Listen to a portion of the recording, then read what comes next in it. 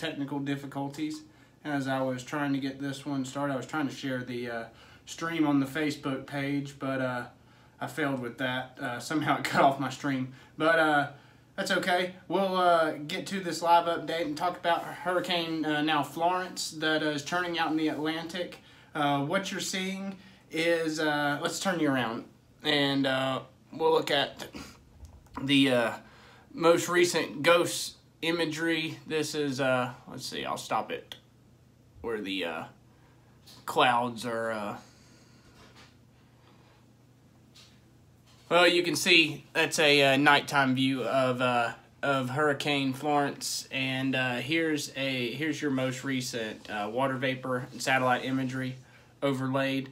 You can see it has gotten itself together somewhat over the past 24 hours since we last did a live update, and that will continue to occur over the next 24 hours as it moves to the coast of, I believe it's going to go towards the coast of North Carolina.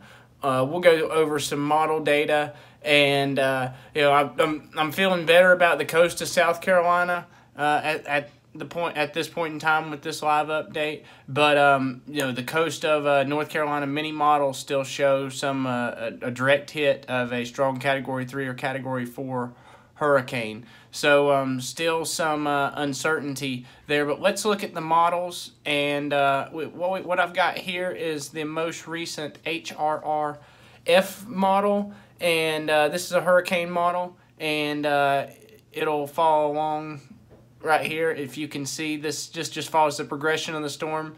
By Tuesday afternoon, it's got it down to a 955 millibar low pressure, and sounds going in and out. Uh-oh. I'm sorry. I'll go over anything that I need to if possible at the end. But if you can look, Tuesday afternoon, this is what the cane is projected to look like, a 930 millibar up here in the corner, low pressure.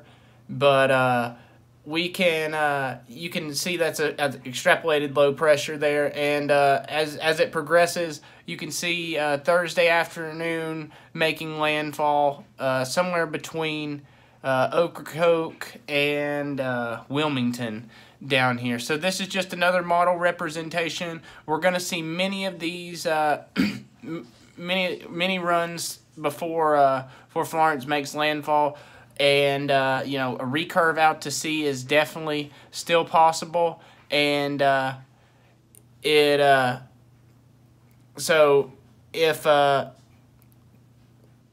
when the eye makes landfall here, we you know, 100 miles or so is really difficult to get nailed down, at least within the next, you know, 36 to 48 hours. I would expect us, you know, on Tuesday or so, to have a lot better idea of where Florence is going to make landfall, and even if it will make landfall. But you know, right now, in my opinion, a North Carolina landfall is most likely.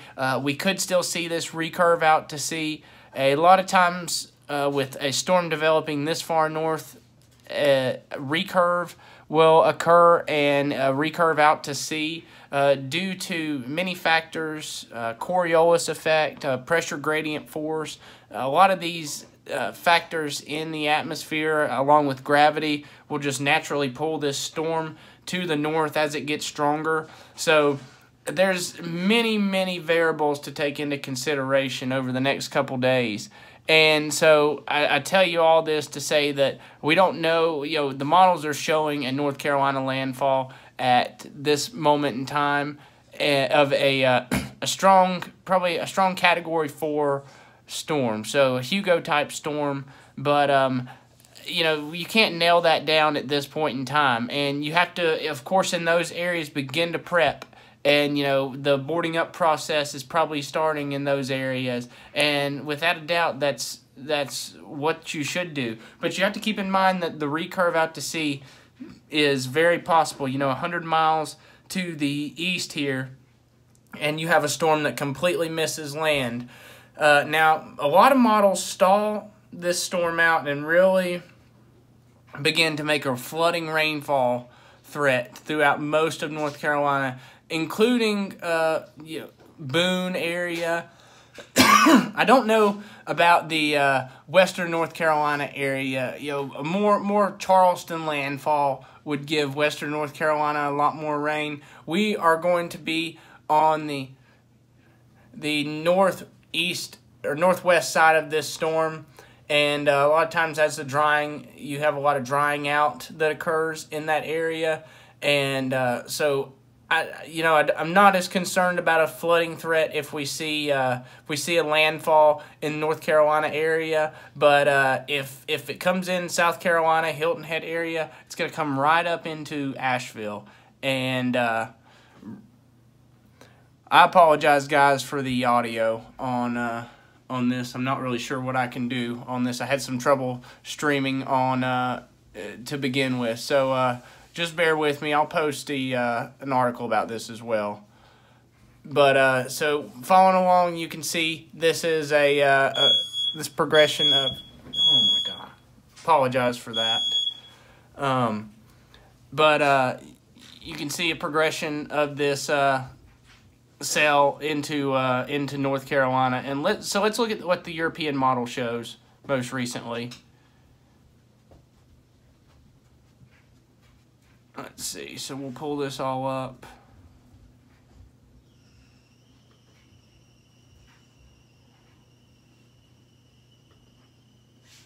Okay, so the European model has also a landfall around